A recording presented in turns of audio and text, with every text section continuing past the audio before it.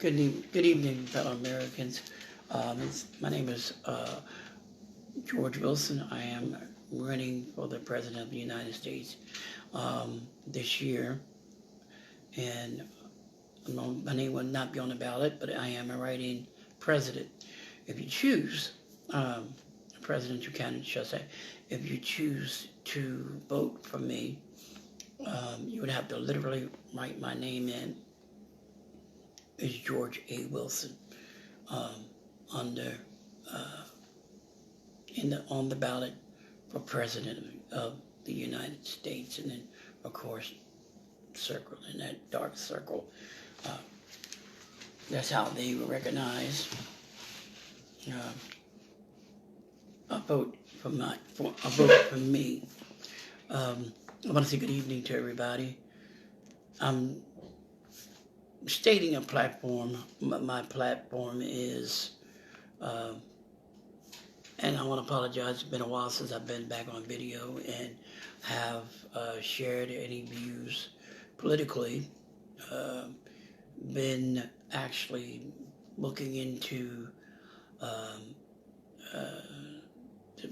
this political thing, and I've been really studying and looking for solutions. I believe the American people have been lied to long enough, and I believe the promises that these other candidates had made, were colorful, and some even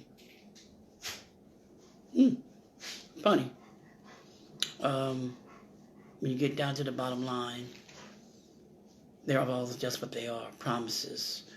And some say they're solutions, but their solutions causing more problems. And I do not want to fall in the same category as making promises as others have without a pure or actual solution to that issue that we face on a daily basis. Whatever the issue is, I don't want to make a declaration to that issue if I don't have a solution for it. And I don't need to be making a solution for an issue that that causes another problem. So am I really solving the issue from the first place without adding extra situation added to it? So I am finding solutions to problems that I believe that are reasonable solutions that will help. And my platform simply is let government do what government do, and we do what we need to do to help ourselves. I believe the American people have been stuck under this regime of the government for so long that we don't believe we can do anything for ourselves, that we can't change America. We can't change how our lives can be. Or we don't believe we can change government at all.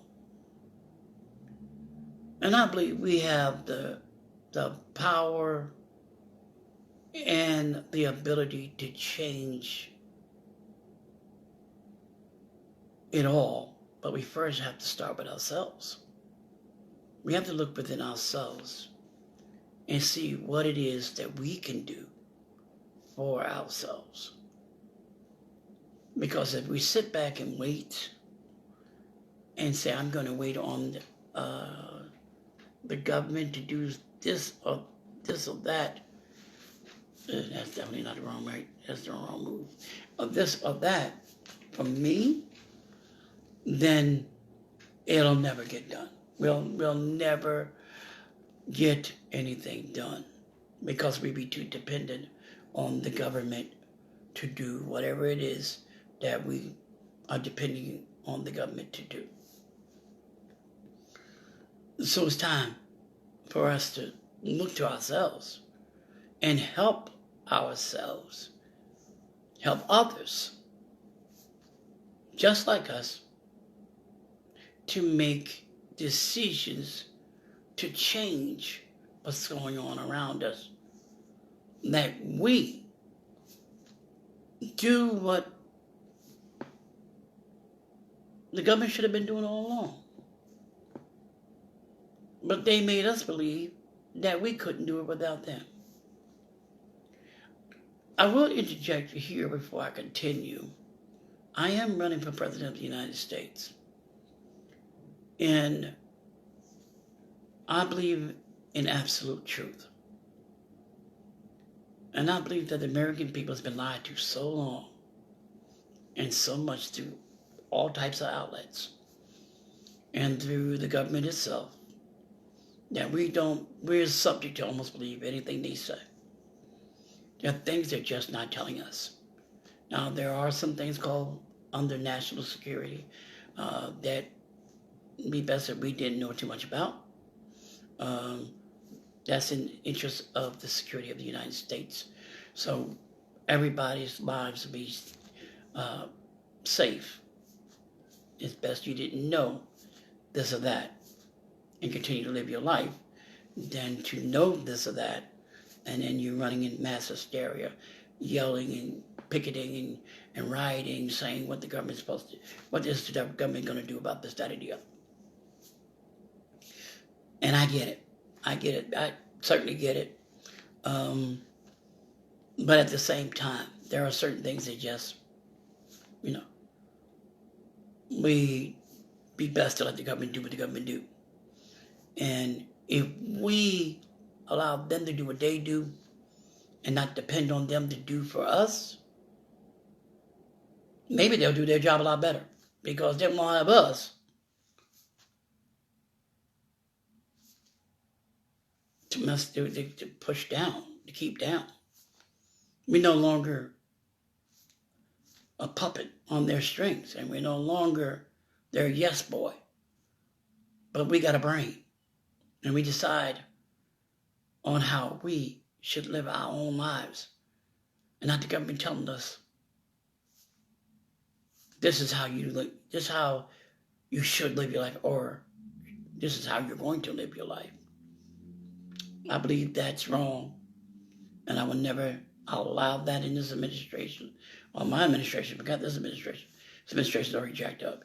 My administration allow that to be so. Everybody, as an American citizen, have a right to live your life as you see fit, as long as it's legal and nobody's getting hurt behind it, beside it, with it, and live your life and without government interference whatsoever. Now, the only thing we need the government to do is to protect our borders, our country, and our way of life under the laws, under the Constitution. And the things that they need to do with finances to do what they need to do that they haven't been doing. So, I believe we need to rid them of that burden of looking after us. We look after ourselves.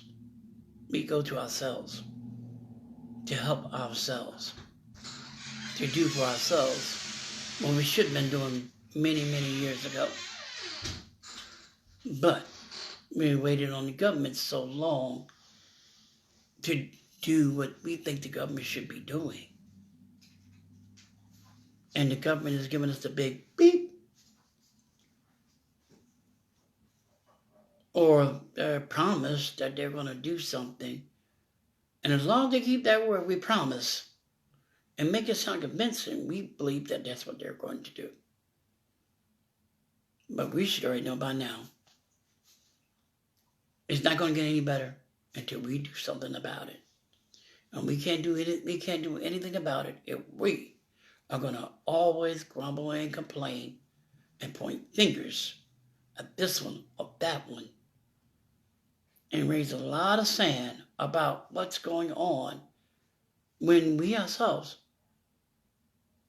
are not doing anything ourselves or for ourselves. We're the same ones that want to making all the big hoo-yah. We ourselves still depend on the government. So if we're not trying to help us, and we're making a fuss because the government is saying they're not doing their job, and then when they impose these different things that we think they should do, and it begin to sound like a dictatorship, we can't get mad because we've been jumping around 30 ages saying this is what we want. This is what we need.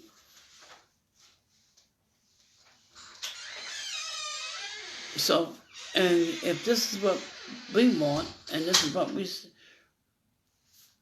we're saying what we need, then when they give us what they feel we should have, we certainly shouldn't be complaining. But I believe we can do a lot better. And I believe that we can be a more stronger and united nation, a united world of Americans, and we start standing up for ourselves and uniting and coming together and helping out those that really need that help. Helping ourselves, but at the same time reaching out for others too. Never leave a man hanging, or never leave a man on battlefield. That's what I was taught in the military. Never leave a man behind. So, we have to stand for each other.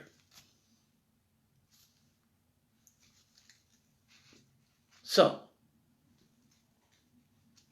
there's a lot of things they've been talking about.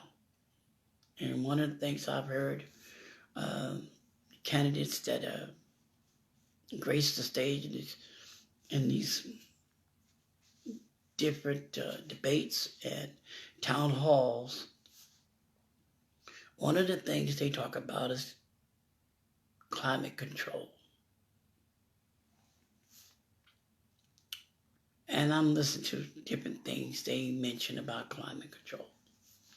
Things they said about climate control, what's causing climate control. And it's from oil to natural gas to carbon emission,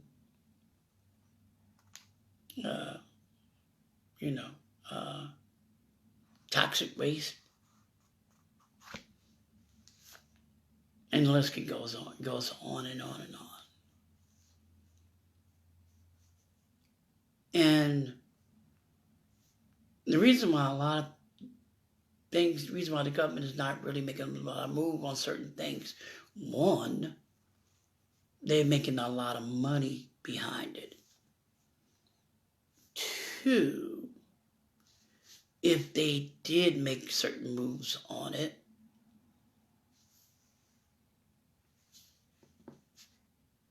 they would lose money. It would cost jobs as they see it. And they want to make us believe that the economy is doing well. Now, I'm not saying Donald Trump didn't do some things. And I'm not saying the economy has somehow picked herself up. I'm not saying there were no jobs added. I'm not saying that a lot of people have gone back to work and less unemployment. I'm not saying none of which. But I'm saying they would have us to believe that economy is doing well.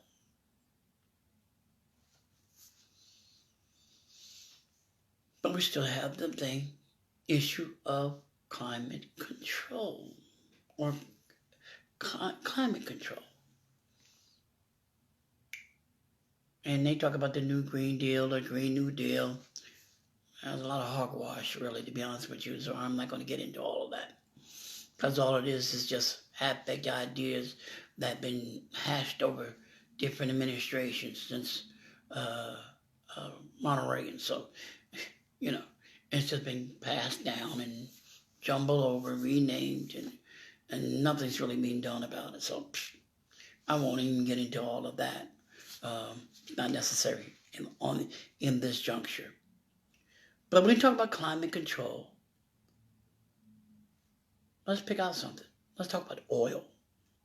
That seems to be one of the biggest problems other than CO2 emission.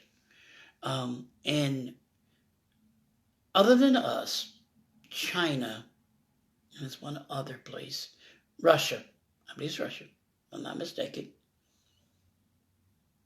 and one other foreign country, I can't think of the name of it right now, are the main contributors of CO2 emissions in our air. Well, I seen back here not too long ago, a scientist did the research, and he's a geologist and all those other different things. Geologists, scientists, biologists, and all of them just did a lot of research and study in their view. Economists and all of them did their work in in all their studies, and come to find out, and I forgot the numbers, but it was less than, out of all of the CO2 emission in the atmosphere, all over the world, not just the United States, but all over the world, less than 0.002% is actually in the atmosphere. Now, am I saying Yahoo for the oil companies or these companies that are emitting CO2 into the airway? No. What I'm saying is they're saying the CO2 is so low in the atmosphere, it's not causing climate change. Yeah, we could lessen the amount of CO2 that's going into the air so these numbers don't start climbing higher. Now, this was a study, and that's if my numbers are absolutely correct. I'm not saying they are, but I'm thinking I remember hearing the guy was saying, or was it 1.002 or 3? One of those numbers, I can't remember exactly what it was. But anyway, it's less than 1%. Throughout all the world, CO2 in the atmosphere, meaning it's not at a dangerous level that would cause climate change. So, let everybody scratch off CO2. That ain't our problem. They would like to blame it on CO2, but it's okay. Don't get me wrong. And let's go back to what I just said. CO2 emission in the air is dangerous. We do need to lessen the amount of CO2. The United States have lessened the amount of CO2 that they have been emitting into the air. I believe Russia has done the same, but China's still puffing away. Boom, boom, boom, boom, boom. And they're not listening to anybody. They're like, well, I don't care. The EPA can tell me whatever. And so China's like our problem child right now. But if everybody comes on a real safe level of CO2 emission in the air, China's huffing and puffing probably will not raise the numbers that much more. Even though it's still dangerous for those, for the air quality in China, by the way, they're going to suffer more than anybody else because of the poison toxins of the CO2. But as far as getting way up in the atmosphere and creating climate change or climate warming or global warming, no, no. I'm not saying it's not one of our problems. It's just not a major problem. And we want to keep it that way so we don't have that, it don't become a major problem. One way to do that is eliminate fossil fuel. Fossil fuel. One of the biggest things that is in America that's causing a lot of emission and stuff to get into the atmosphere is fossil fuel because it burns. They use it to create a mixed stuff. So yeah, and it causes a vapor or a very strong emission, which mixed with chemicals, of course. And I'm not a scientist, so I hope I don't sound crazy. But it creates another stigma of bad air quality. We eliminate fossil fuel, we can slow down. We can better the air quality, and we can again change the air quality around the world, United States and around the world. We won't have too many people going to the doctor with asthmatic issues if the air quality was a lot better. Again, climate control stuff. One thing we're looking at here is oil. Let's look at oil. OPEC, which I thought at some point was the major controller of all the oil, is OPEC oil or Exxon. Come to find out, neither one of the two are in control of anything. They have some say, but not enough. They have some stock options involved, put it that way. But they have no control over the oil industry anymore. OPEC has lost what control of oil, of the oil market. The actions, and it's because of the action of three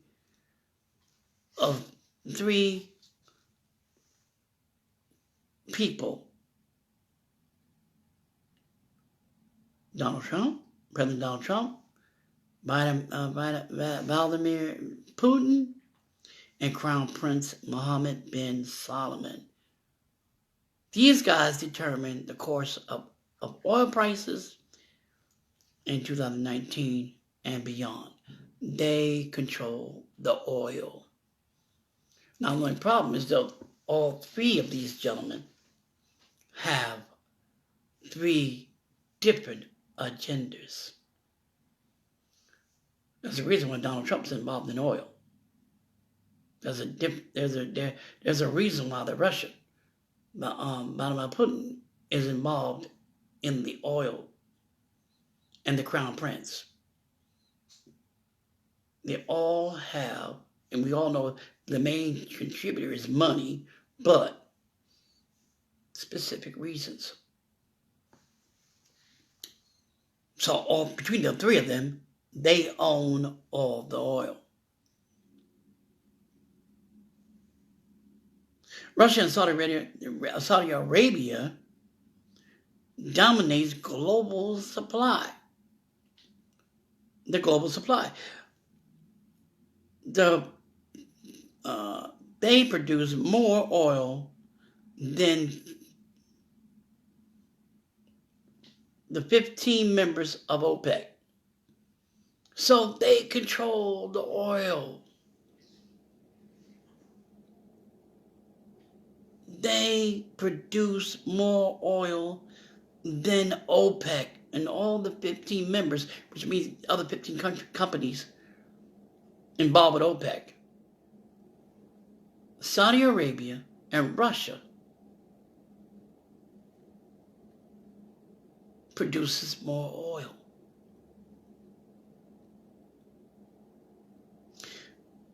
President Trump's decision to grant sanctions, waivers to buyers of Iranian oil has supplied the market segment from, oh boy, I really gotta write better. Fears of a supply shortage to concerns about a glut in the space of 3 months. So in other words, with all the sanctions that Donald Trump is doing in Iranian oil, they were not worried about running out of supplies or the fear of supplies. They're worried about them halting all of this oil out of pure greed. In other words, they're keeping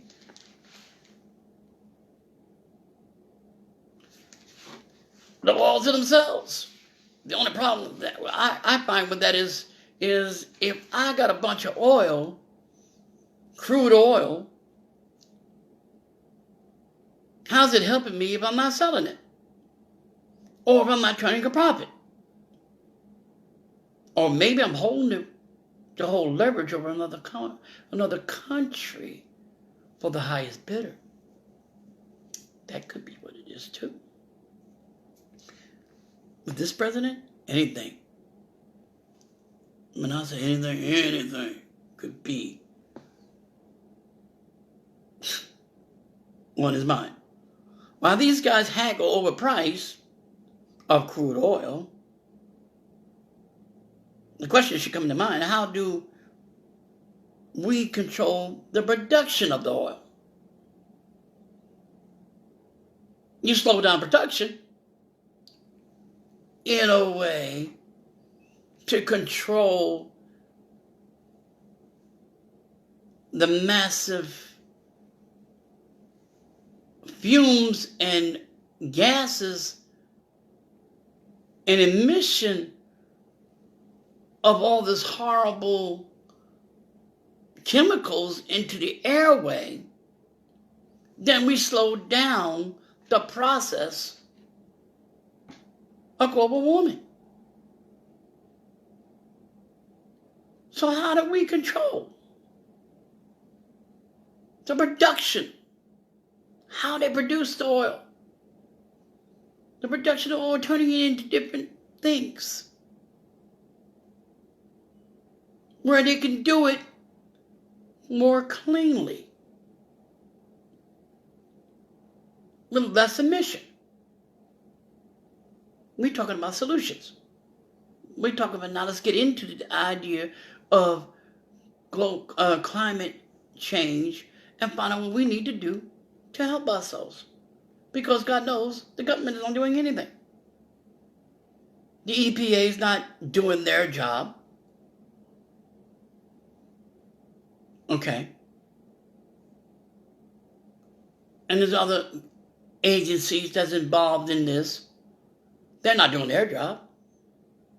Because if they were doing their job, they'd be riding hightail with a baseball bat on the EPA, making them to do their job.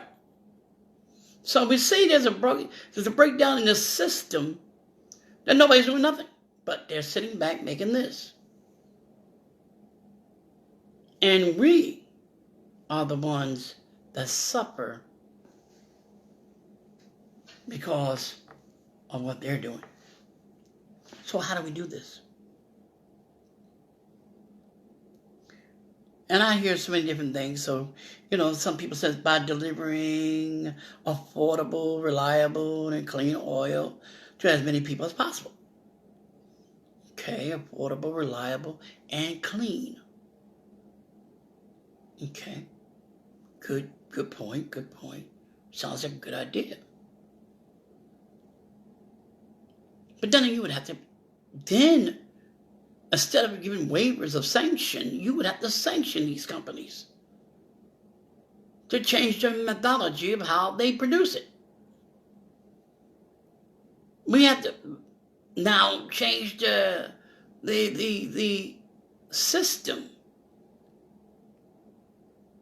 and find new ways of how to develop this more efficiently and cleaner. And I'm not saying they're not on the way of doing this, because they are doing better, especially when it comes to diesel fuel. Diesel fuel used to burn horribly. Now diesel fuel runs cleaner. You still get that little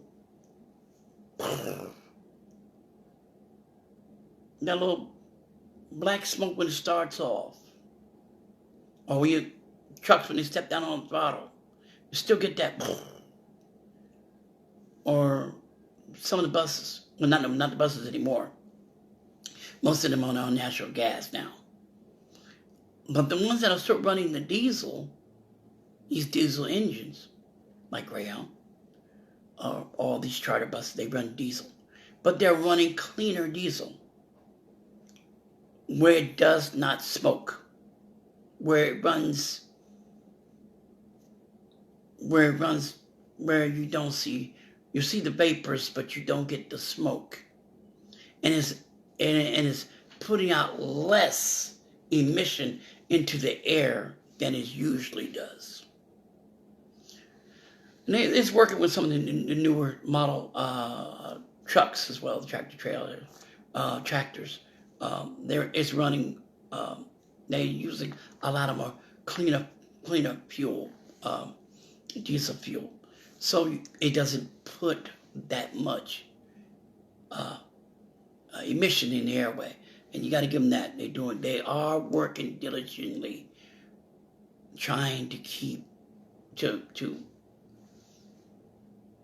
the emission level down. Got to give them that. But then we're still talking about gas, LNG. And these are some other options: gas, LNG, oil, bioenergy, low carbon energy, such as solar energy. Which, again, solar energy burns less. As a matter of fact, it doesn't burn any oil at all. It's just electricity. But because the solar is run from the sun, and so it lowers the price of electricity. So if you're running diesel from electricity in what you call those things again? What do you call those things? Generators. You're less to burn electricity and less to burn diesel because of the solar panel. To keep things cold, hot, warm, whatever you need diesel for, generators for, power. That's one good way.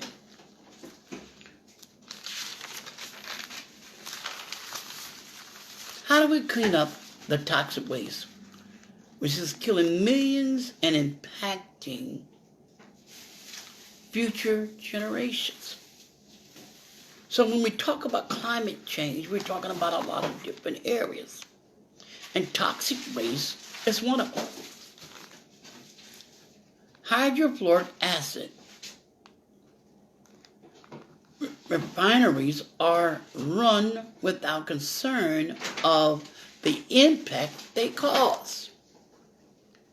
And you see a lot of these companies dumping this crap, this waste, into the rivers, into the streams, into the lakes.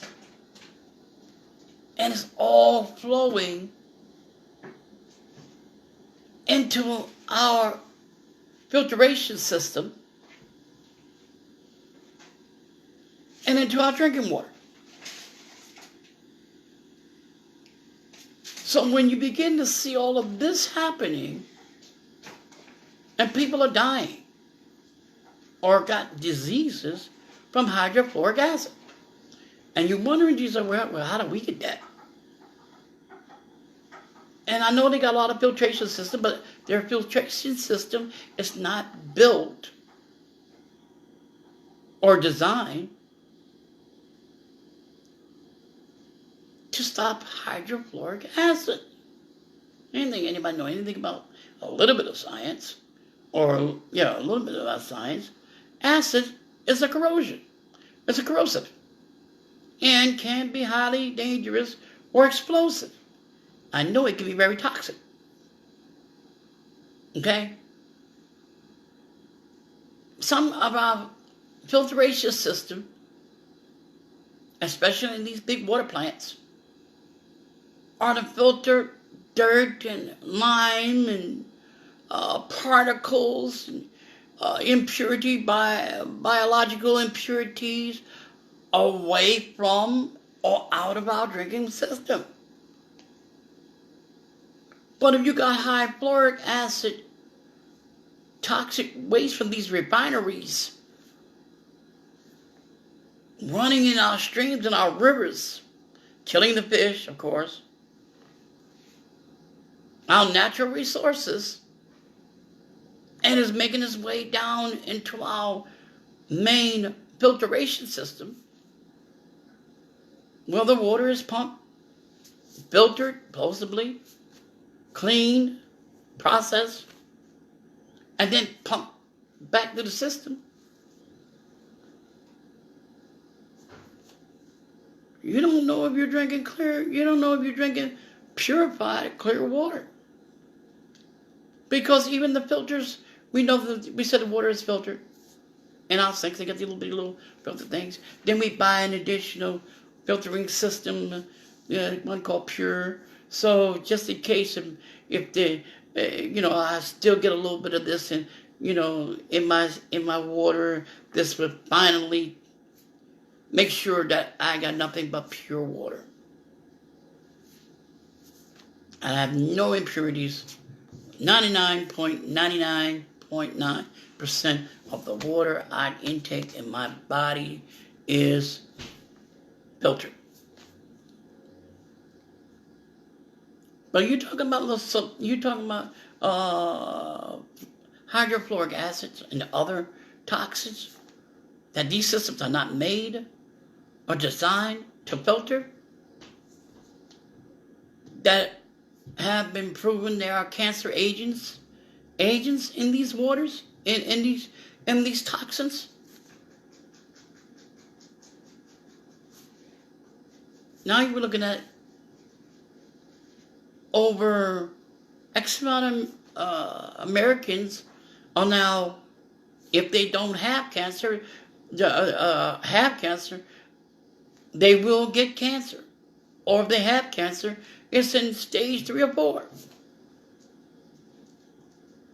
Because over the years of all this toxic waste that our systems are not designed to filter.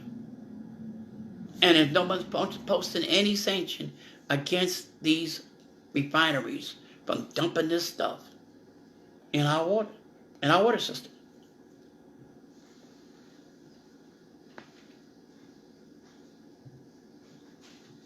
So, including the impact or quality and the immediate health and well-being of the people, we must get rid of some of the properties that are found in oil. It produces petroleum. And petroleum is one of the things that is in our air. Because most of our products are made of petroleum products. And we have to learn to find ways of stopping all of that pollution. And finding those people who are doing the polluting. And compensation to those who've been impacted by this particular, of these companies or whomever is polluting our airway and our space with this toxin, this pollution. We have to figure out how to turn our crude oil into a more cleaner product. That we use less petroleum to make some of our products. Plastic is made out of petroleum oil. It's produced. We have to find a way to lessen that problem. And it starts with us. Can't keep sitting back and letting this happen. We have to fight back. It has a lot to do with us standing up for what our rights. It has a lot to do with us putting pressure on government. And that means that you literally have to file lawsuit after lawsuit after lawsuit against the U.S. government for some of the stuff that's going on. Maybe they'll get the message. In my administration, anything that pollutes the air unnecessarily will be sanctioned. And if I find out they continue to do so, it'll be shut down. But what about the jobs? The workers will be replaced. Men not replaced by, well, I don't want to say the word replaced. What's that word you could say again? Reassigned. Until we can teach them how to become entrepreneurs themselves.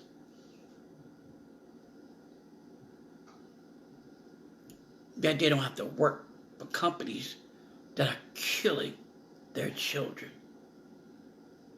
Killing a future that may not even happen because of the poisonous gases and emissions and the material that they use.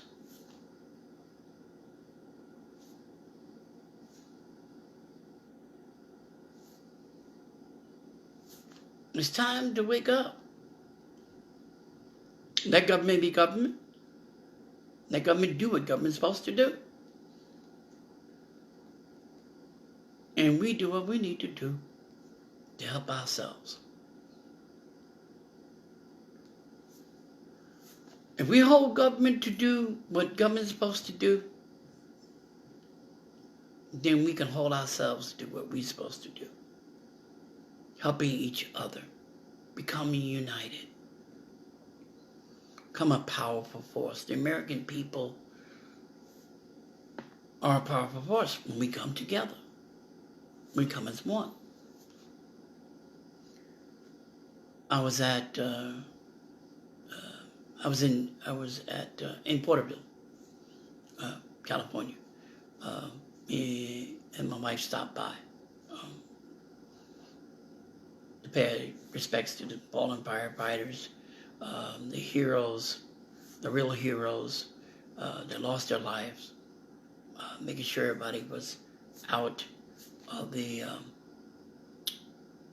library and no one was left in the library, and all of the people that worked there that swiftly helped aid the firefighters, or shall I say, aid the firefighters to make sure everybody was out of the building before the building, they themselves were succumbed, and the building was engulfed in flames. And I was approached by a newscaster, 24 News or 24/47 News, my views and whatever, how I felt about everything that was going on and how I felt about the loss and all this stuff. And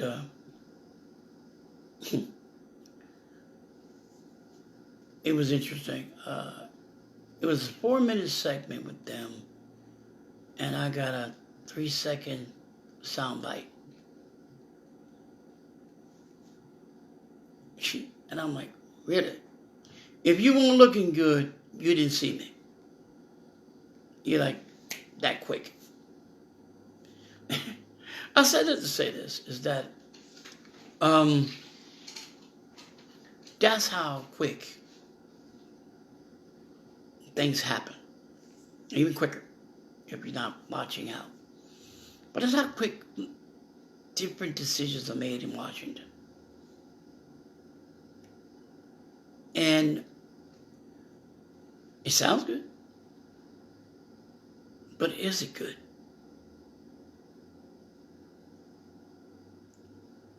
And I'm going to be more than just a soundbite.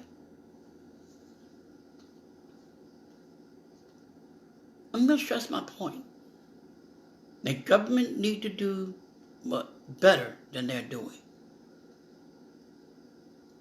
And see to it that they do their job. If you're a senator, do your job. If you are a House representative, do your job. Judicial, do your job. Do what you're paid by the people to do. Because you were put there by the people. Do your job. Away with all this other stuff that we see today. It's crazy. We need to do what we need to do. And my job is to make sure government does just that. And I'm making it my business to make sure that every American person that wants to live a life that we always heard about, get a chance at that. To live that life that we always hear, that American dream. And that includes everybody. No one's left out. I'm so glad I ran into Brock and Melissa Foster. I tell you, there are some interesting people. And mind-boggling at the same time.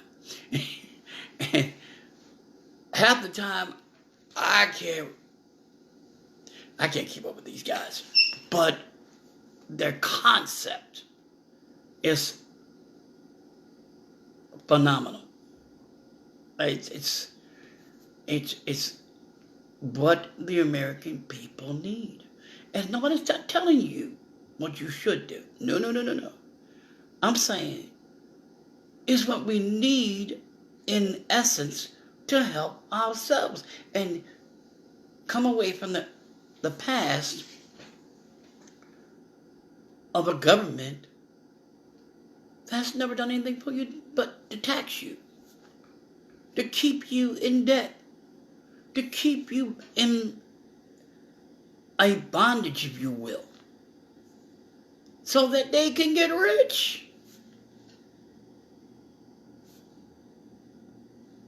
And you still don't get the health care you need. You're still paying them rigid payments that's going to get you eventually. They're not there to try to help you keep your house. They're here to take you out of your house.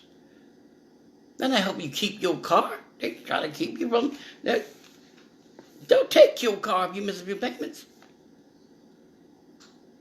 They're not there to see to it that you eat or not. They can care less. If you have Social Security or disability or 401k plans or retirement, they don't care about that. Because the rich is constantly getting richer. Donald Trump talking about the biggest tax cut for the rich people. Tax cut?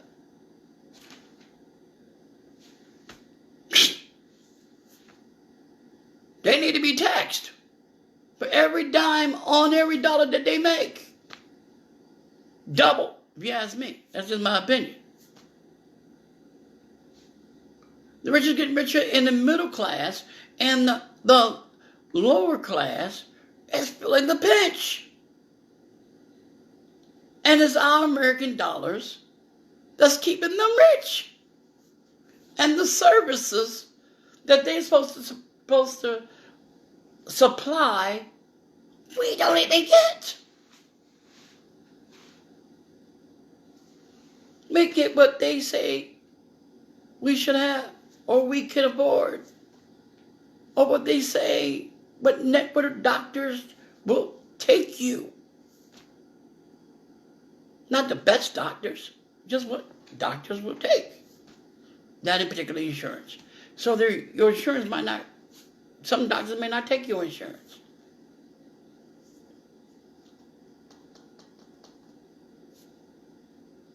It's all of your situations, life-threatening. And because that particular doctor doesn't take your insurance, you're supposed to be left out to die. Or someone you care about? No. No. We need to do something about that. We need to do what we need to do. We must use steps to ourselves, make steps to extract ourselves from big corporations. Next step, we must get off the grid. Next step, we must get off the grid and put all of that put us all under their control. Corporate greed. We need to get off the grid.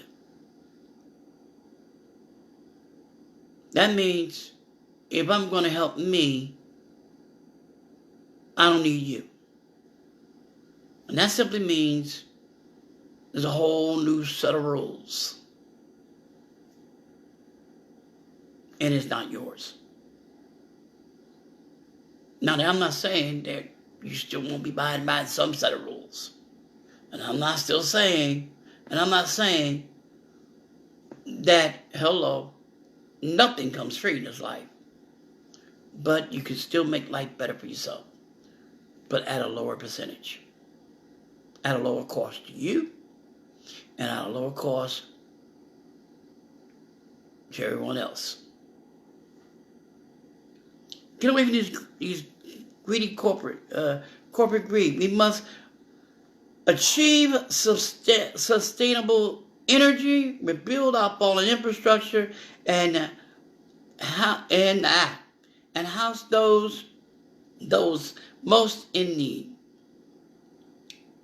This is called sustainable social justice. Help those most at risk first. For more information, check out Echo Alert. For more information on how to do this. Now, this is like I said, it's a program that I've read into, that I understand through Brock and his companion Melissa, that it is a proven fact. It works. It's been in the works for a long time. And I don't know how many years, but a very long time.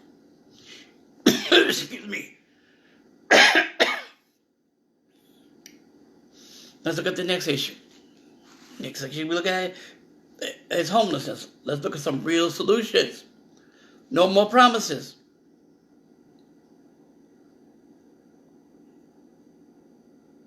How about ending mortgage crisis? Get, afford, and keep sustainable homes without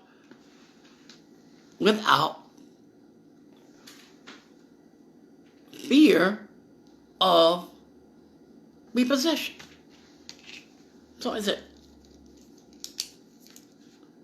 Wow. without fear of repossession. If you can get into a home, buy your own home, pay as you go, a percentage of your monthly or yearly gross income, a percentage or whatever that is, toward better health care, a home, car insurance, health insurance, otherwise. Wouldn't you want to do that? And you don't have to ever worry about losing your insurance, losing your home, losing your car, even your businesses. Wouldn't you want to do that? It's not a good idea to me. And guess what? No government interference. It's not a program sanctioned by the government. So the government can't say anything. They can't control it. You know who controls it? We do. We control it. We have a say-so for once. Even if you move, even if you lose a job, even if some illness come up and you can't make a payment, it's called keeping in touch with the network, or letting them know what's happening with you or what just happened, and they find solutions and real help to get you back working again, that you continue to enjoy your home, your leisure, whatever it is you like to do, without government telling you how far you can go or how much you can make.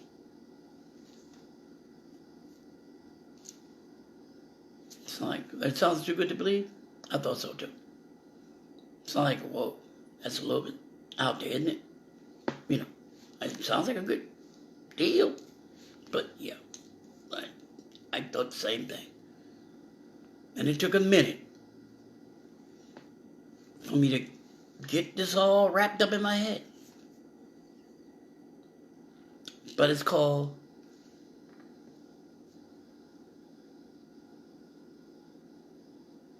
what is it called? Oh, I really got to do better if I remember certain things. A percentage as you earn. So it's called, you pay a percentage as you earn. That keeps this continuation of you and everybody else that decides they want something better for their life in your home, with your car, with your insurance, with your health care, going to any doctor you want, choosing any medication, any alternate treatment you choose. You choose. Notice I said you choose. And it covers dental. You pay extra 1% more, but it covers your dental. Full dental. That includes implants. I had to so throw that out there because somebody like, that means root canal, all of it. It covers it all. Now, of course, you got to do something, of course. You pay a percentage, whatever that percentage may be. It could be 10%, it could be 15%, it could be 27%, 27% of what you earn. It just depends on what your earnings are. And the money stays within the system, and it doesn't be interfered by the government. The government can't sanction any of it. They can't tax any of it, and they can't get any of it. Who reaps the benefit?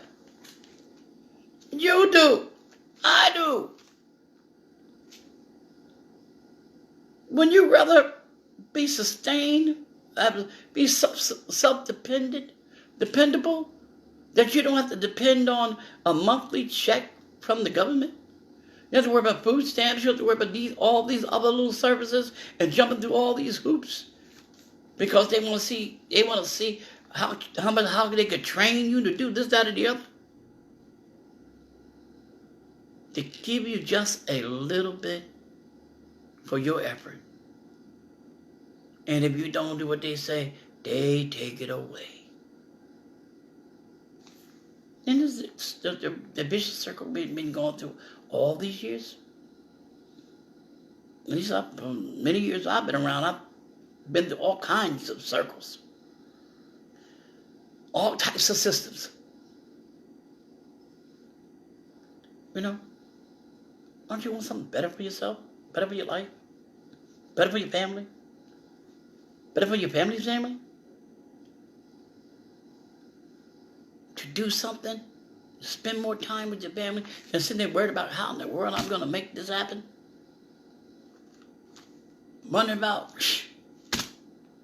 am I going to get a decent return on my taxes? And then you don't realize they tax you all year long, and then they turn around and on your income tax because it is called taxable income.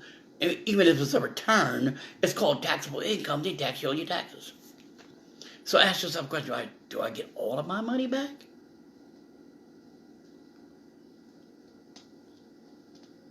No. Because when they tell you get $3,000 back,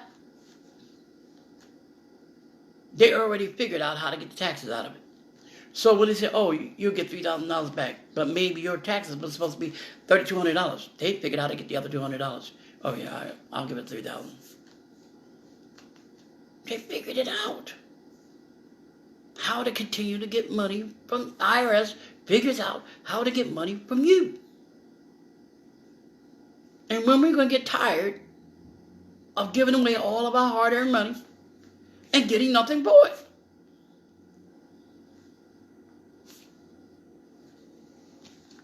I know it sounds crazy to be U.S. president, running for U.S. president, and trying to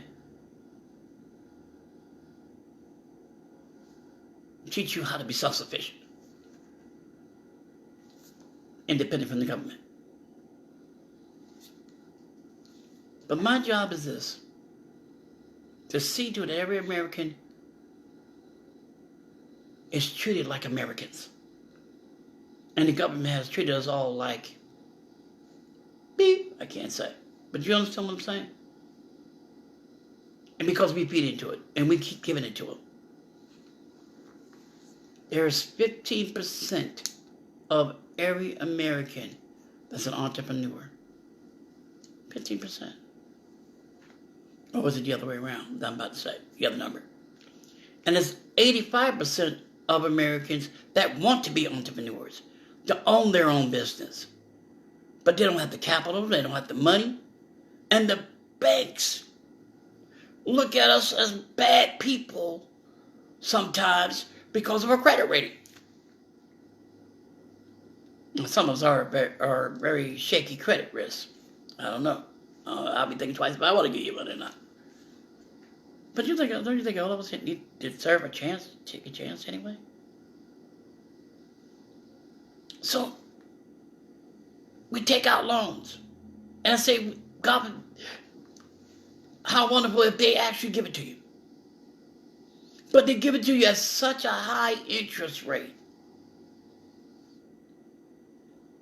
that it's impossible, in some cases, to pay.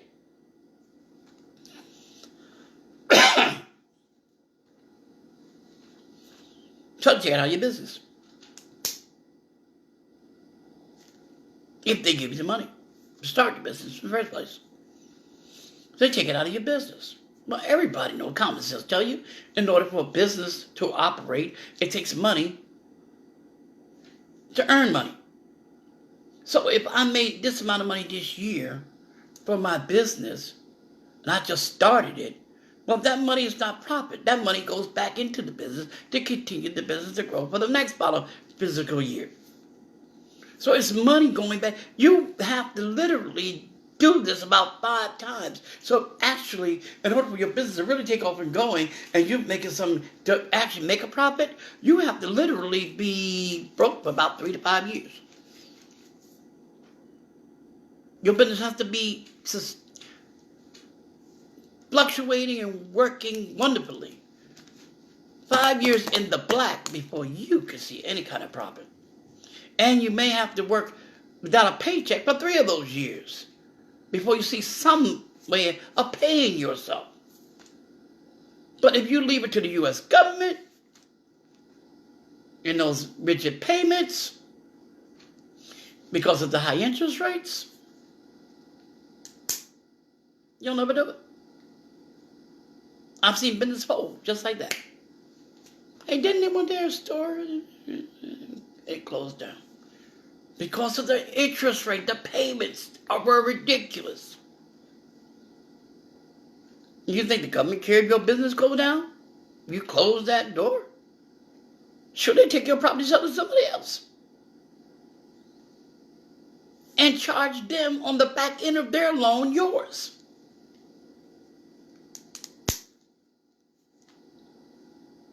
And still sending you letters in the mail you owe me at the same time while they getting their money back on the back end of somebody else. See how it works? And this is how government works. That's why I said, let government be government and government do government business, and we start taking care of ourselves and our family and all of those Americans that need our help. And that we become united. Because if we continue under this government, or any government, really, because it's corrupted, I can work hard as I can to uncorrupt a government, to make sure that so many things can be done. But the level of corruption goes beyond anything I probably could imagine. And somebody is going to be succumbed to that corruption. And no matter if I finally get the left wing to see what I'm doing, the right wing is going to screw up. And when I finally get the right wing to understand what I'm doing, then the left side is going to screw up. And if I'm not really paying attention, everybody's going to screw up. And I'm the one looking like an idiot. That's why I'm pushing my brain into a nonpartisan office. Well, you can't do that because you're a Democrat. That's partisan.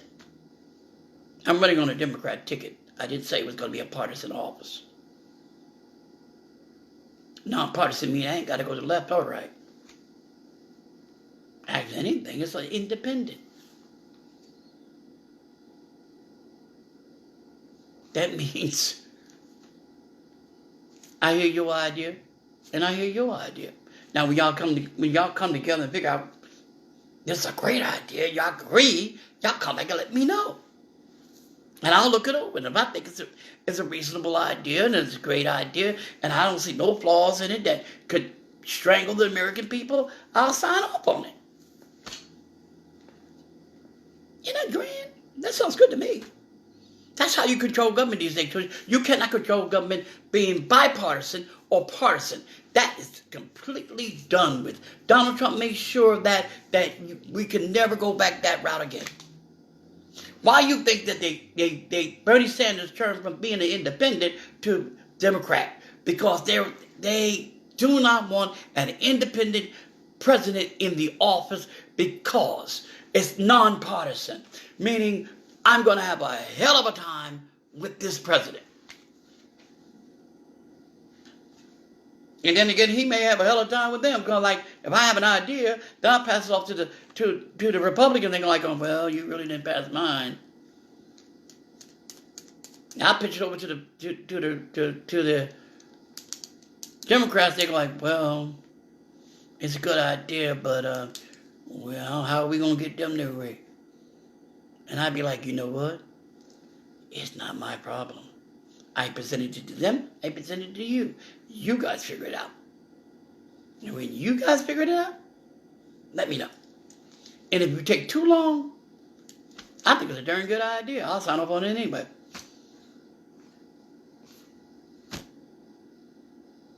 while you playing games, nothing's getting done, and the American people sitting out there in the wind. No sirree, Billy Bob. Not under my administration. We're not having that. And you will not lie to him another daggone day.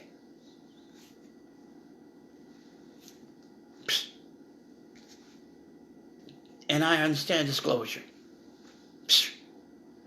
They arguing about Bernie Sanders' health records. They say he's healthy. They said he, whatever. But they say he won't disclose his full health condition. Well, they're now arguing over Bloomberg's real financial portfolio.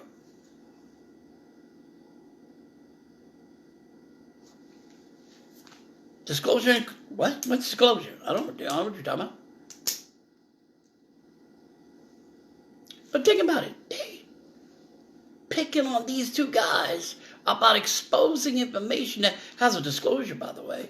But they're exposing information, and a president's health condition is not public knowledge.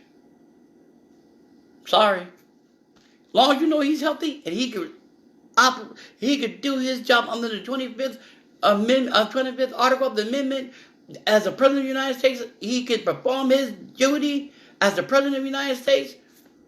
That's all you need to know. My health condition has nothing to do with this. It's not public knowledge.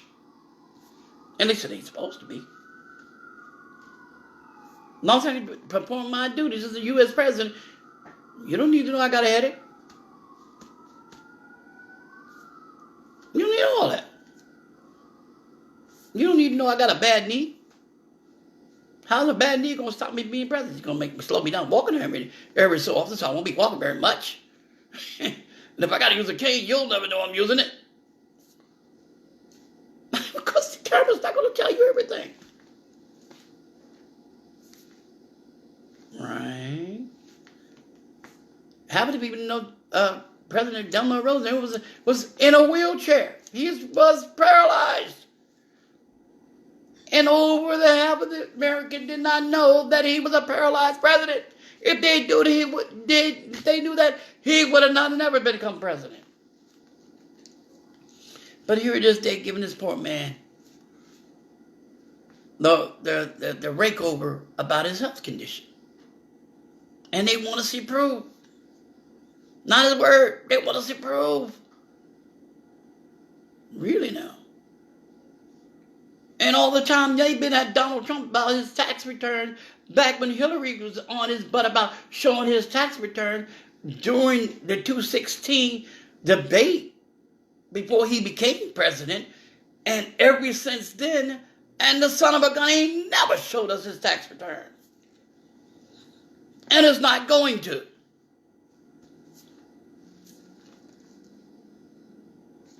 You see how much dirt that is? You see how much the U.S. government's hiding? No. Not under this administration. Not going to happen. You want to hear something interesting? It's called Renew American with a Sustainable Human Economy. SHE. So if you can't remember all that, just say SHE program. What can it be he? Because then you take the sustainable out. Today, 62% of all Americans are between 2 to 6 months from being homeless. In January 2018, and I believe I got this number right, 552,830 people were counted as homeless in the U.S. Of course, the averages are much higher now. So if that was in 2018, you only can imagine how much more higher it is right now. And I need to see something real fast. Okay. You could only imagine how much higher that average is right now. So, but I'm using this that number because they haven't really given that number for 2019. 35% were unsheltered or on the streets. 65% of these were sheltered in temporary housing. Almost half, 47% of all unsheltered homeless people in the United States are found in California. Now, I'm a Californian, so I feel really bad about that. And I was part of that number at least 2 or 3 times. So, yeah, about 2 or 3 times. I'm not ashamed of that. I was part of that number. So I wonder whether they were counting me at that time. But anyway, I doubt it. In 18, no, I wasn't homeless in 18. 47% of unsheltered people were in California. But the East Coast cities have the highest rate of homelessness. Washington, D.C., 103 per people are homeless out of 10,000. Now, you know more than 10,000 people live in Washington, D.C. But 103 out of 10,000, so every 10,000 people that are in Washington, D.C. are homeless. Out of every 10,000 people, 103 of those are homeless. So if the numbers of X million people lives in Washington, D.C., the number is staggering. I don't even want to discuss what that number is. I'm not a mathematician, so I don't want to even go there. Boston, Massachusetts, 102 per out of 10,000. Every 10,000. New York, 101 per 10,000. More than 20% of all homeless people live in New York City. And I believe that number is a lot higher. But that's what it says for 2018. From what they can count. That's what's been counted. And that's what they could have. That's what they count. Now, who says that that number is actually accurate? Because, think about it. Well, I don't know how they did their tally, but they're you. And if somebody happened not to have been there that time when they was counting you, and they came back after the count, well, that might have been 5 other more people showed up.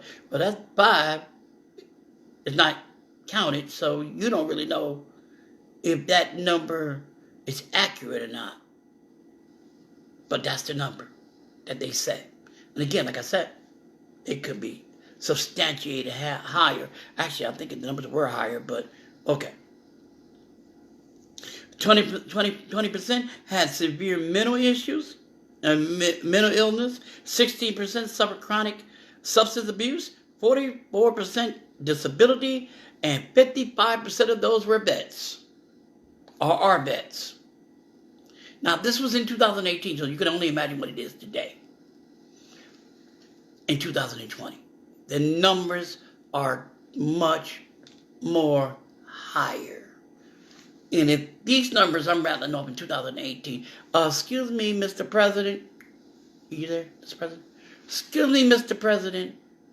If the economy is booming and people are working and it's better than it's ever been,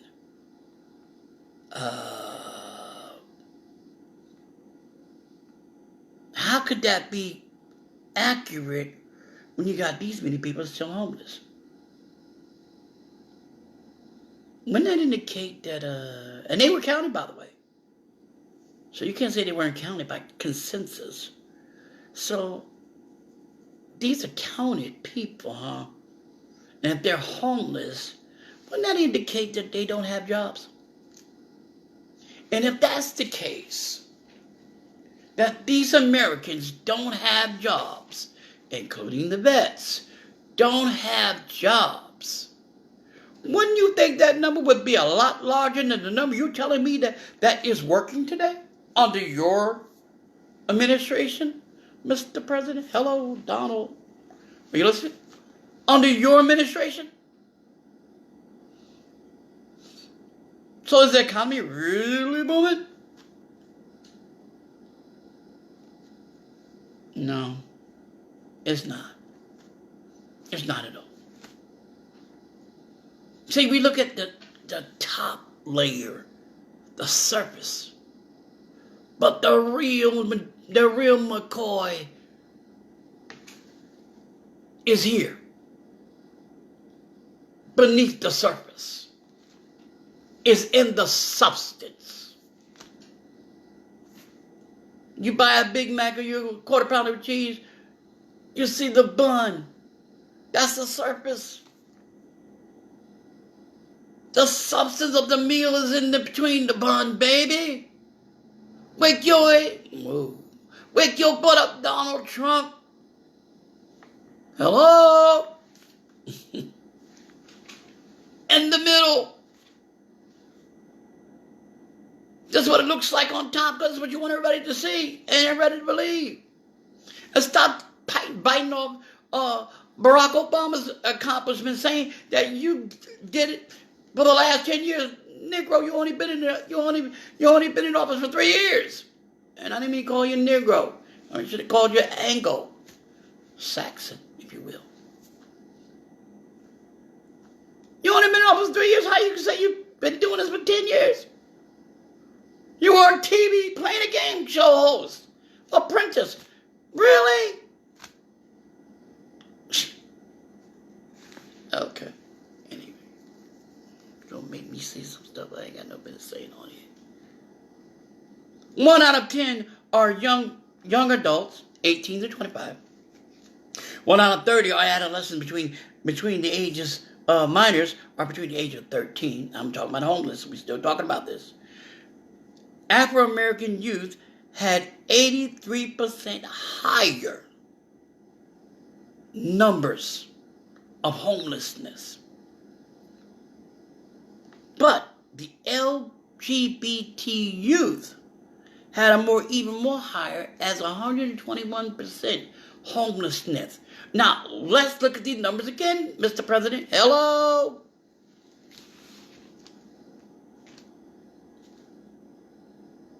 Working ages between 18 and 25. These people are homeless. That tells me automatically they have no jobs. They counted, but they have no jobs. Wait a minute. Afro-American youth, 83% is up to 83%. Some of them are working age. No jobs. Because of the situation of homelessness. LGBT youth between the ages of 18 and 25 had more or even higher of 120% homelessness. No jobs. How is it the economy booming?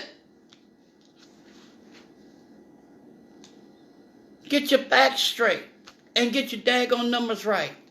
Because your economists and whoever is giving you these numbers, they need to go back to school and count again. Because how you're deriving with some of these numbers you're telling me don't make no sense at all. And these are national averages. And that was in 2018, so you only could imagine what it is now. They're a lot higher. They are a lot higher in homelessness. No jobs, no homes, and no jobs.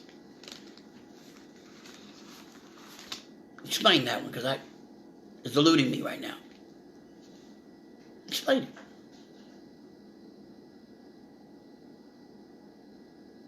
What is our government doing to solve this epidemic?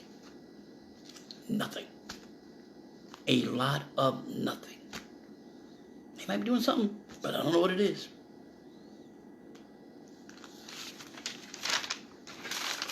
I don't know what it is. It's time for us to take control of our lives and help ourselves. God knows, depending on someone else, government that is, to do it, it won't get done, and the problem will worsen. We need to start depending on us and not this government.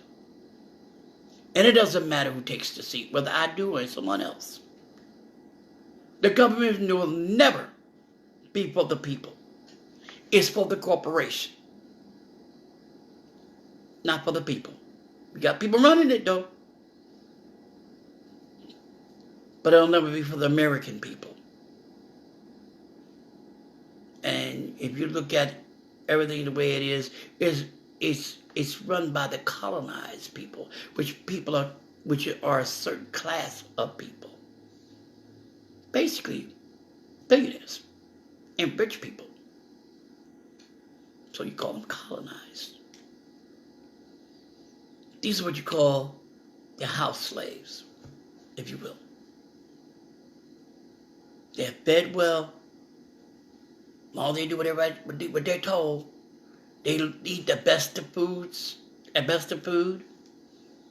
Whatever the master didn't want, they ate. Which I'm hoping the master didn't want that steak today, because that sure looked kind of good. They dressed well. You would never know in the marketplace that they were part of a slave. They were owned by slave owners. Because they didn't look like it. They bathed, they were clean, they didn't look dirty. Because they were known as the house people. They were called something else back in the day, but I'm not using that here. You follow what I'm saying? Same mentality. Technically. And the American people are the slaves. And the master is the corporation. Big businesses. And those who run it behind the scenes. Whether you're an enthusiast or conspiracy theorist or not, that's beside the point. They're run by the Illuminati or the Masons. Or both. One's pulling the strings over here and the other's pulling the strings over there. And we, as U.S. citizens, the American people, if we're good, they give us the crumbs of what they think we deserve or our worth. I know it's kind of an off way of saying that, but then, well, I told you, it's called absolute truth. Whether you agree with me or not, and you can frown up a little bit if you want to, but I'm sorry. I believe in harsh reality and harsh truth. That's what's going on. That's why I'm with Brock and Melissa, because they found a way of how we can come out of this mess and say, I don't no longer want to be your house person. I want my own house, and you don't own it. I want my own things, and you don't control it. I don't want the doctors you telling me I need to take. I want the doctors that I choose myself. Or the medicines I choose. Of course, to the advice of physicians, of course. You don't want to take something that you think might be good for you and turn around and kill you. But, you follow what I'm saying? We, the American people, got to stop being or start having this slave mentality and being stuck under a slave owner, which has several names: the federal government, IRS, what have you, big banks, corporation. It's all a shell game. And you and me are being sold on the New York Stock Exchange. Not to the highest bidder, by the way, but or to the highest massa that thinking you're more worth than that guy thinking you are. No, it's to see how much you're worth as far as how much money you can make out of you.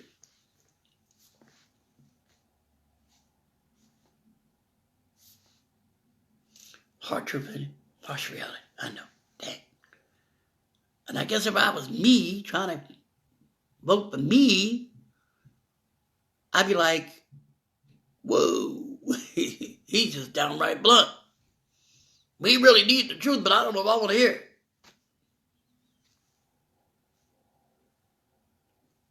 The reality, right? Real solutions are anchored in facts.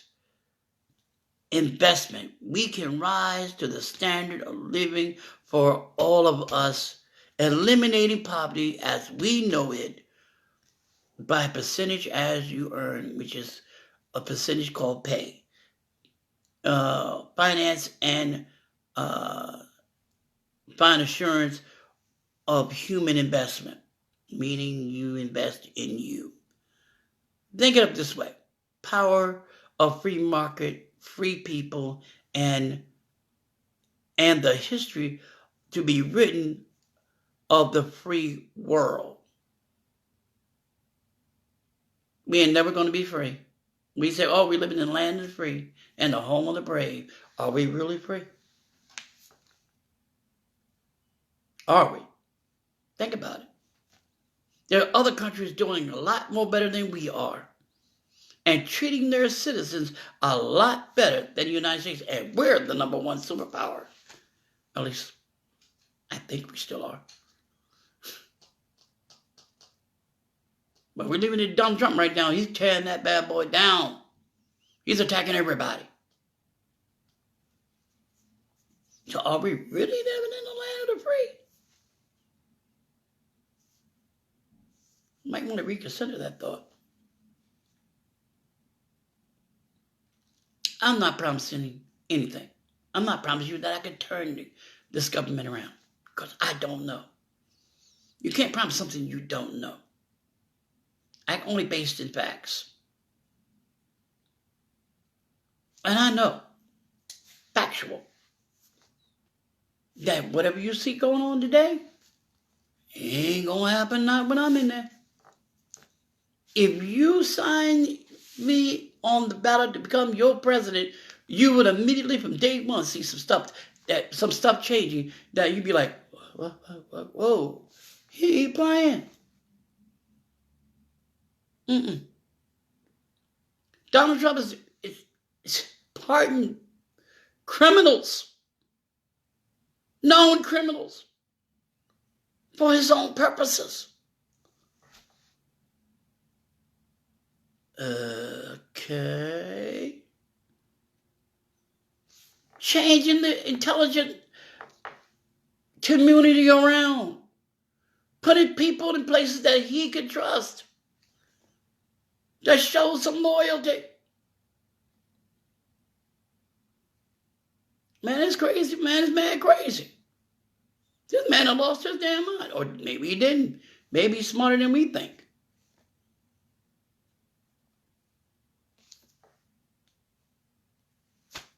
Whether Russia's involved is going to be involved in the election process or not, I don't know. That's what they're saying. That's what he's denying. That's what the news media keep putting out there. Russia's not saying they're not. They tried it once. They got caught at it. Here we go again. National security being hacked into again by the Russians. If we slapped their hand the first time, we say, hey, don't ever do that again. And put a stern, you give them that stern look, put a stern foot down. I mean it. I don't give a dang what country you say you are. You don't meddle in the United States business. You got by this time, but don't. We censored you because what you did last time. You do it again. And you're going to find out just who in the hell you playing with. But is Donald Trump talking about even looking Putin's way with an eyebrow raise? Are you doing this again?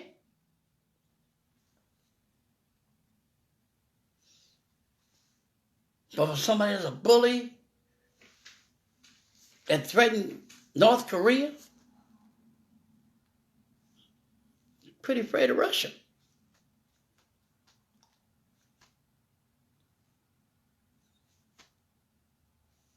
I'm just saying. Now, I don't know if Putin will be still in office once he becomes president or not. I have no earthly idea.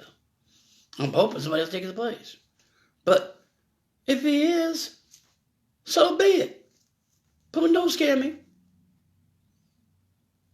I don't care who you know. Stay the hell out of U.S. business.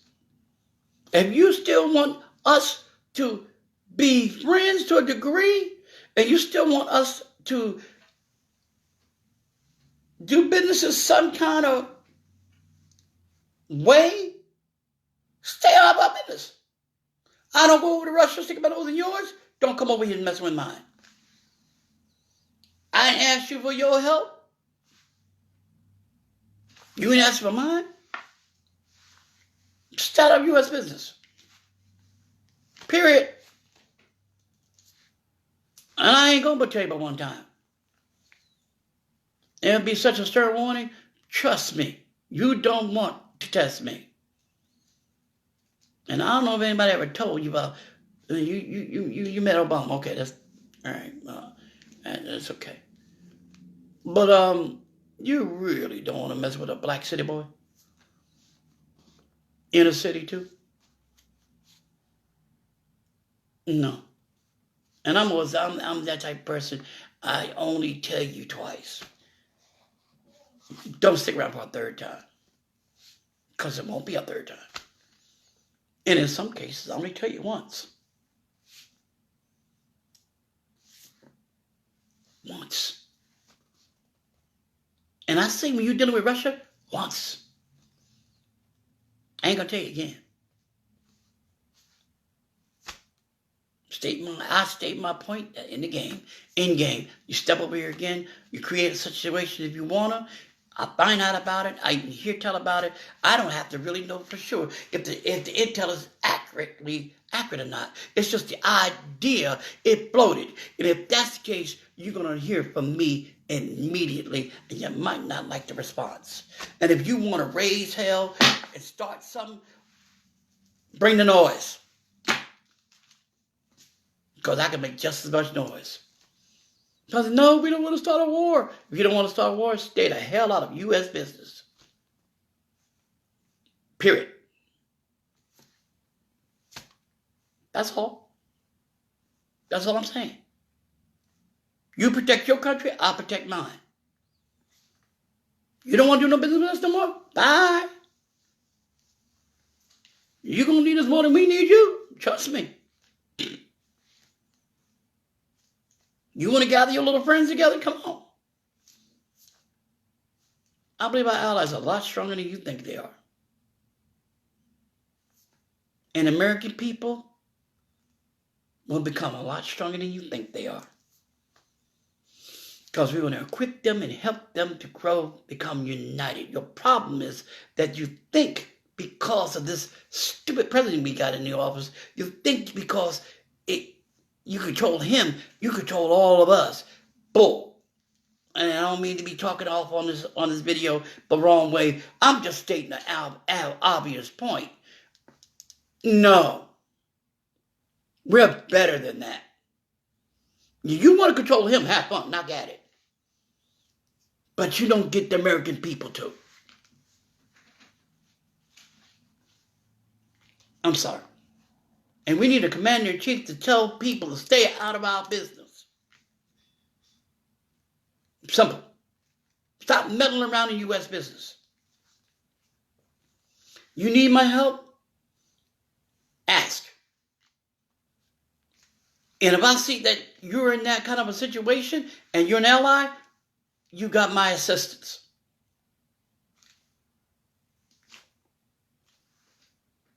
But other than that, you don't see me go over in the branch, stick my nose in their business. They're my ally, but I ain't going to go tell that man how to run his country.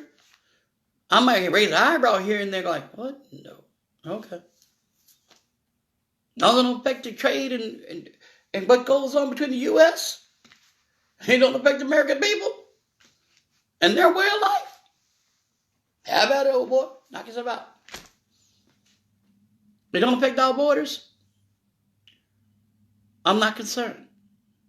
I'm concerned about the American people and their lives. The United States of America, including all of our borders, including Puerto Rico and every other country that has become part of the United States. I'll leave nobody out. You treat one of them wrong, it's like you come up here and slap me in my face. And I don't take kindly to anybody slapping me. It won't happen. If it does, it won't happen again. And you'll hear from me the same day you do it. I'm not going to wait a month or two down the road and try to figure something out. You strike, we strike back. But we strike back harder. You slap me on one side, we slap you on both sides. But if you don't like it, let's do something. Hopefully it don't ever come down to that. It's called diplomacy.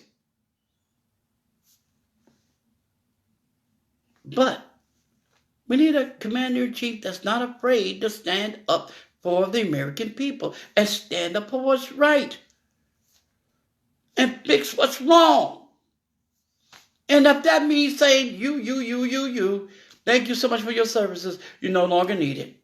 Leave all your badge and all your security measures and everything to get you into get you past the gate on Pennsylvania Avenue. Leave it here because you won't have no need for it. Your check will be at the guard's gate on the way out. See ya.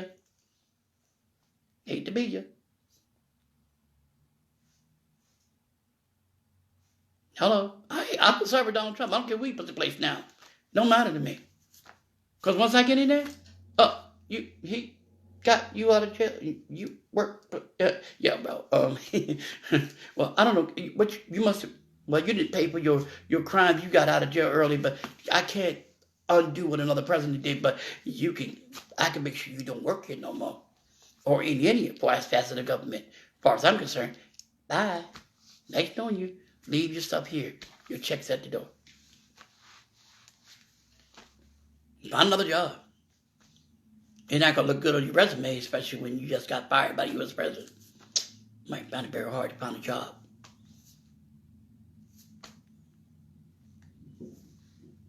I'm sorry. If you're not for the American people, then you're against the American people.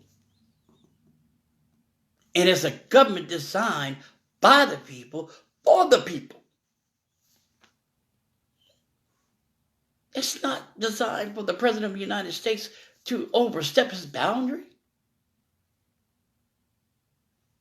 overstep his authority, to mistreat people, and to push people into the dirt, and say, I don't care. Then you're a danger to not only us, you're a danger to your own damn self. You ain't fit to be a U.S. president. And something he's doing right now, anybody could have invoked the 25th article a long time ago of the U.S. Constitution. Forget the impeachment thing, forget the indictment thing. This fool is out of control. What are y'all waiting for? Invoke the 25th Amendment. I know it's election year. He's not fit to stay in office. He's dangerous. And he's going to cost this country a great deal of pain and woe. You know how many countries out here biting at the bits to destroy the United States? All I got to do is see a big opening, big enough to say their leader is weak. And if their leader is weak, then they're weak. No, not so. We're stronger than we think. Yes, we need to strengthen our infrastructure. Yes, we need to bring our troops back home and guard our borders. Yes, we need to protect those that are within those borders. Yes, protect everyone that's in the United States as a U.S. citizen. I don't care what country you came from. I don't care if it's DACA. I ain't going to care if you were born here illegally. You're now a U.S. citizen. And once we calm down and get everything going, we're going to try to get your parents back over here. A family is a family. The family belong together. And we're going to get everybody and teach everybody how to be part of this investing in one's own self. It's only a percentage. That's all it is. Of your earnings. It's not your whole earnings, it's just a percentage of it. There's some things the government just don't need to be involved in. And it doesn't need to be involved in how we live our life and how we go about our life on a daily, because you're telling me what I can have and what I can't have. I'm not your kid, baby. I stopped being a kid a long time ago. My parents are long gone. And if they were still here, they couldn't tell me what to do if they wanted to. Or tell me what I could not have anyway, because I got my own money. You follow what I'm saying? No, sir. No, sir. No, ma'am. That isn't how government's supposed to run. And the government's only strongest by the people it commands. How are you going to be a strong government if the United States, not the United States, but the American people are not supporting you and lifting you up? I'm not talking about any partisan here, whether it be Republican or Democrat. I'm not talking about that. I'm talking about American people. Everyday average Joe citizens that pay their taxes. But now, you understand what I'm saying? That the government's robbing them out of the American dream. That's why I'm about to let the government do what the government's supposed to do. And we do what we need to do to take care of us, to become united, and everybody else that needs our help. That's how we become united. That's how we become strong. And that's how we hold on to democracy. And that's how we uphold a government, be able to hold a government accountable for its actions. Because we're not taking no for an answer. And we're not sitting here playing any more games. And we're not going to sit back and have you continue to lie to me. But we can't do that until we first do what? Take care of ourselves. So out of all the numbers of homelessness I've read out, they first. We got to get these people off the street. We got to get these people in some type of shelter. Some type of homes. I know they was mentioning to me, I believe it was Melinda was mentioning to me something about an RV, buy property, and it's an RV making, where it's an RV long term, where they're not just going to come in and out, they're actually going to live in this community and make it affordable where people that are that are homeless can literally afford, out of a percentage of their earnings, then get them to work, that they can own a RV. Maybe they're not about a structure. Maybe they've been so much in the open and so much, maybe they would feel confined if they were in a structure. So an RV camp sounds like a very, very good idea. I believe that's awesome. I still have my little reservations here and there about some things, but then those will probably get ironed out later on.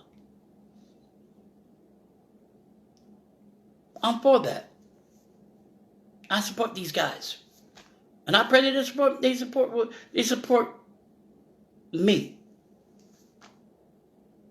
That I could run this country and help in changing the way America is run through the American people and making them strong and united and able to make choices and decisions on their own. What they choose or they don't choose, that's solely up to them. That they make their own decisions to be entrepreneurs, businessmen and women themselves, owning what they own, and not worried about somebody saying, "You missed a payment, you're out of here." But to have that network of people that say, "Okay, what happened?" It's not about money. It's about helping you maintain what you have. To keep you from going back to the government living off those rigid payments that you probably wouldn't have the money to pay for no way. To support this type of program and many other programs that would help the American people. That we can hold the government accountable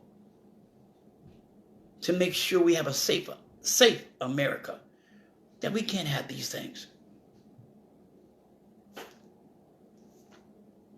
I'm George Wilson,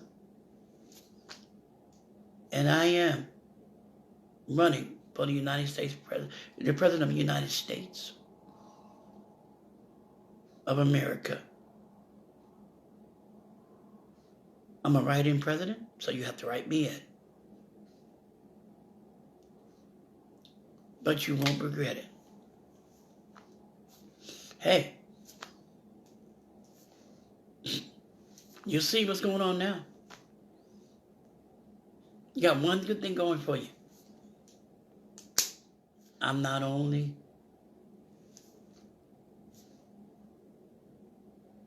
a president, running for president, I'm a pastor. So you're going to get honesty.